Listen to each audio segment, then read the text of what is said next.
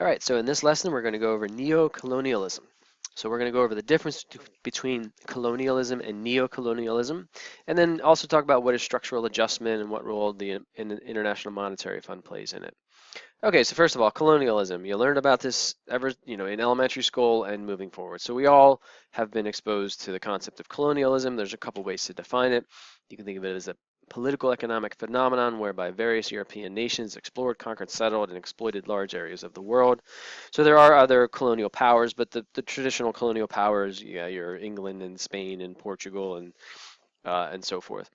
And just in a general sense, a practice of domination which involves the subjugation of one people to another. So colonialism is the forced takeover of another country. Okay, we go in, whatever, England goes into the U.S. Say this is our colony. We're making the rules. We're telling you what you can do with the can and can't do with the resources. What we say goes. You can't, oppose us. We are in charge. Okay, so that's colonialism. You physically take over. It's known that you are the ones that is in charge of the country. Now, neocolonialism. This is something that at least I didn't learn in elementary, high school. So I don't think it's as common. So neocolonialism is very different. So neo, by the way, anything that's neo, it means new, and then it's new colonialism. So neocolonialism is the domination of another country through economic and often political means. So very important difference here. Colonialism is, I'm in charge, it's my country now, you listen to me. Neocolonialism is, I'm not in charge, your president, your prime minister, your whoever is in charge, but behind the scenes, you're kind of calling the shots, whether it's deliberate or direct, or you've created conditions whereby that country doesn't have as much say over what's going on, who's getting elected. Maybe you provide military resources to a certain political party, and that political party understands, well, we're only in power because the United States helped us, so we're going to sort of kowtow, and what they want us to do, we will, we'll make certain laws, we'll create export markets that they want, and so forth. So it's not we go in and take over, it's we are sort of dictating what happens, at least to a certain extent, in a country, but we're not the ones that are actually in charge. So it's kind of a behind the scenes domination, okay? So it's not military, it's not, it's not direct domination, it's through other means. Usually involves politics in some way. So we support the ruler that we want. And there's a whole history, there's a lot of history of this in the United States. I mean, when you look at Castro in Cuba, I mean, we supported the Batista regime before him, which kind of led to Castro coming to power. In Iran, we supported the Shah, who got overthrown in 1979, and that's when Iran really turned against, the Ayatollah, the whole the theocratic regime kind of turned against us. So there's a whole history, and I'm not just pointing fingers at the United States. Other countries do this, and they continue to do this. And so the point is that it happens in the colonial period's over. Then there's no more colonies, okay? But there is neocolonialism, so there is domination through other means other than direct, sort of physical means. Okay, so there's a short video. I'm going to play this real quick. So what happened in Jamaica? So this is an example of neocolonialism. Okay, Jamaica and Southeast Asia. And I want you to think about what happened and how this is neocolonialism and what role the oil shock, interesting, tying this into something earlier in the class, what role did the oil shock of 1973 play?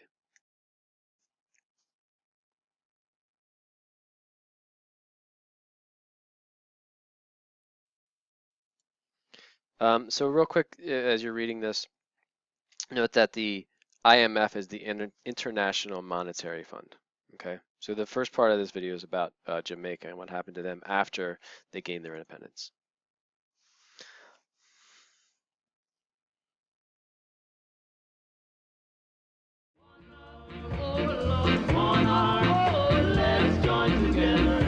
Countries like Jamaica found that when they became free, they soon were in every kind of financial problem.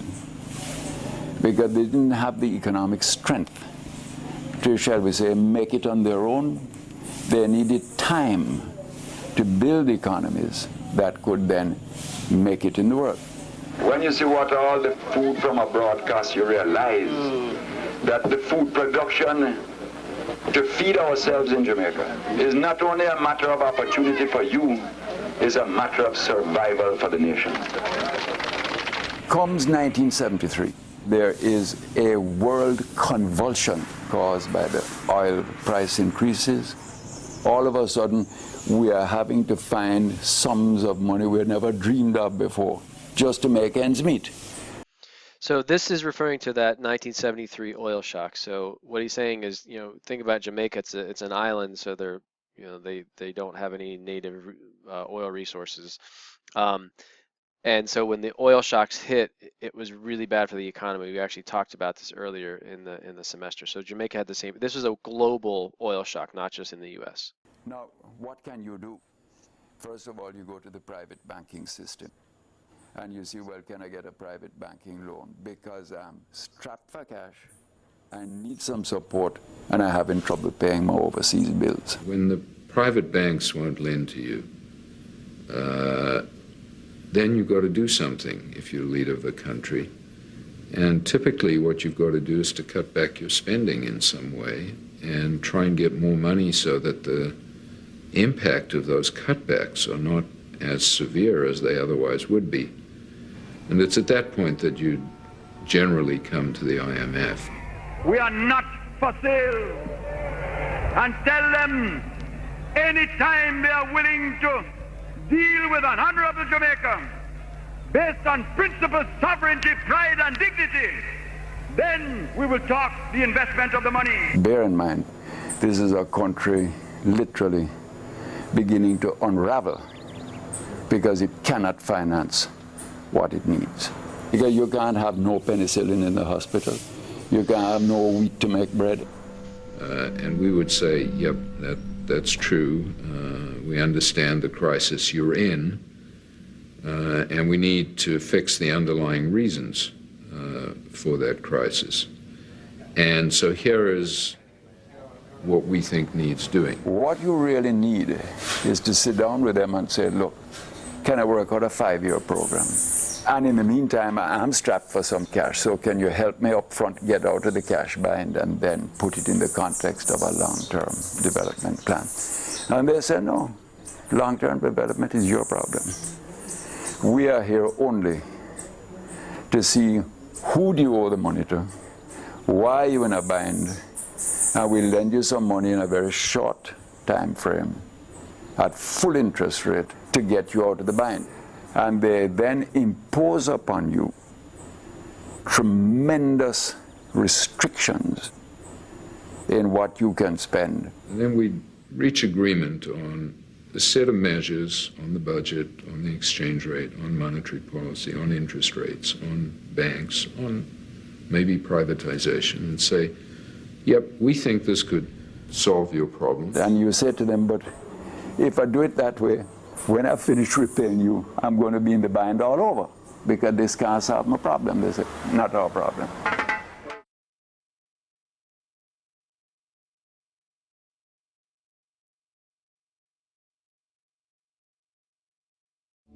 To some of the region's entrenched leaders, the IMF's conditions smacked of a new kind of colonialism. Presently, we see a well-planned effort to undermine the economies of all the ASEAN countries by destabilizing their currencies. In the old days, you need to conquer a country with military force, and then you can control that country. Today, it is not necessary at all. You can destabilize a country, make it poor, and then make it request for help. And for the help that is given, you gain control over the policies of a country. And when you gain control over the policies of a country, effectively, you have colonized that country. Okay, so that kind of summarizes, he did a really good job of summarizing the concept of neocolonialism there. When you control the policies of a country, you effectively control that country. Okay, so that's a story of Jamaica and a little bit of Southeast Asia. The bottom line here is that the International Monetary Fund, it's considered the quote unquote bank of last resort. And so when a country falls into some kind of debt and they can't get a loan from a private bank, if nothing else works, they can go to the IMF. So here's the problem: the IMF, what they do with this is something called structural adjustment.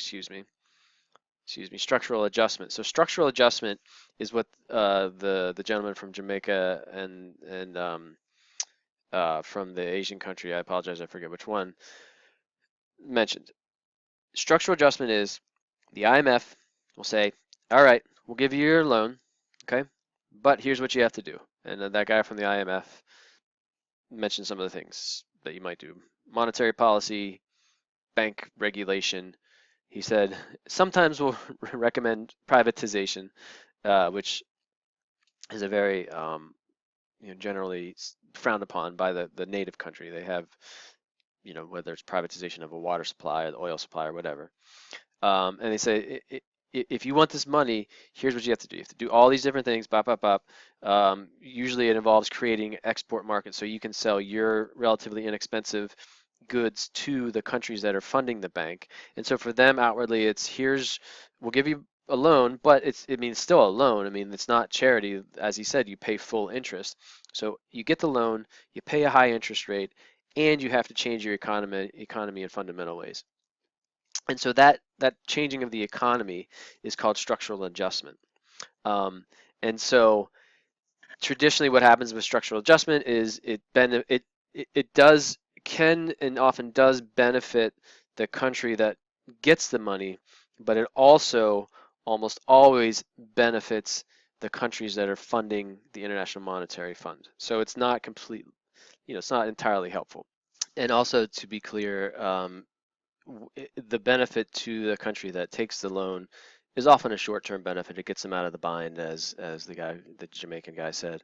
But there are also often longer-term and medium-term problems that are associated with a structural adjustment. So there's a lot of case studies out there. Here's just one. This is from the Ivory Coast, in a country in Africa. And so they underwent structural adjustment in 1987. And so if you look at what happened in the next 8 or 9 years, so the poverty level shot up from 18% to 37%. Exports increased from 3 billion to 5 billion. So notice exports, meaning you have this country where it's probably pretty inexpensive to buy things from because they're don't have a robust economy, they don't have a well-developed export market, and so this is often what happens with structural adjustment. They say, look, if you want to make, if you should reorganize your economy to make more money. In order to do that, often what they say is, well, you should increase your exports, which again, the people that fund the International Monetary Fund tend to benefit from that. And look at the overall GDP of the Ivory Coast during this period. It remained at a steady 10 billion. The farmers were under more pressure to increase output and to export. Again, this is pretty common. You have this sort of like more agrarian, less well-developed, less modernized economy anyway. Largely, often it's largely agricultural, and so then if you're growing more food for export, there's this pressure to like, okay, well, we need to now create more export, and so it often leads to strain on the agricultural sector, which usually leads to the consolidation. You have these smaller farmers that can't make it, so they sell it to the bigger farmers. There's all kinds of implications. But what happened in Ivory Coast was that due to this pressure, they even ended up exploiting children because of it. So the education budgets got cut and healthcare costs increased. So all of these things, now it's never a clean, a totally clean narrative here. I mean, there are other intervening factors, but it's pretty clear in most structural adjustment examples that this is the sort of thing that starts to happen. Things get more expensive, export markets increase, poverty can increase. There'll be some other people that get wealthy, inequality tends to increase. But this is a pretty common occurrence with structural adjustment. And to be very, to be fair here, you might be thinking, well, what's the alternative? I mean, if you look at the case of Jamaica, if they didn't get the loan, what they were going to do, and that's actually a really valid question. I mean, if they had no other choice, it's like, well, what are they, what else are you going to do if no private lenders will give them money? Then, is it really that unfair for the IMF to implement these, require these conditions in order to secure the loan? And it's a fair question, but I think what's really important to ask, as we kind of refer to with the lifeboat ethics element, and if you look at it from a social justice perspective, is Jamaica. I mean, a lot of these countries, most of them, I would say, are former colonies. So there's a history of them not being able to develop their own native economies, and so a lot of times they get into the financial trouble because of how, the colonialism or even some neocolonialism. So Jamaica was a colony, it was a British colony. They got their freedom, then they get hit with this oil shock, and they just never really had a chance to develop their own native economy. And so it is important to, despite what Garrett Hardin says, to consider the history, consider the, where, how countries got to the point that they're at right now, how they ended up in these dire straits. So that's just an important consideration. It's absolutely valid to think about, well, maybe it is the country's own fault, maybe it's the leader's own fault that they got into financial troubles, but it is important to consider, how they ended up kind of in that situation, how they, maybe even in a lot of cases, these sort of bad, rulers were supported by other countries as well. Okay, but the structural adjustment, the key here is that these are these requirements that are imposed on national economies in order to secure a loan, and there's often some negative consequences. Okay, so a final note here on this neocolonialism.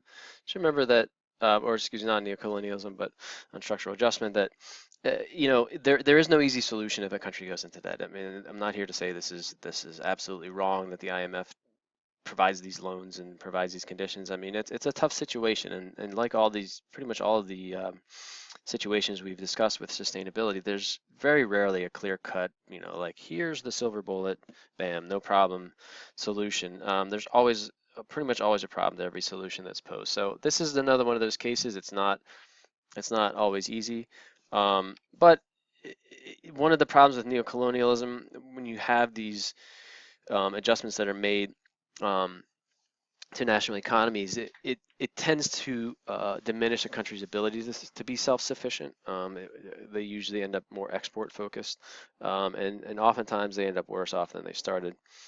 And just as a kind of a final thought, for sustainability, development aid should probably focus on supporting empowerment, the ability to be self-sufficient. So kind of what Hardin was saying, like charity doesn't necessarily work, but also this sort of, neocolonial, we're going to tell you how to run your economy, is probably not helpful either, unless you look at the resources that are available to them and say, here's our suggestion, we'll help you become more self-sufficient.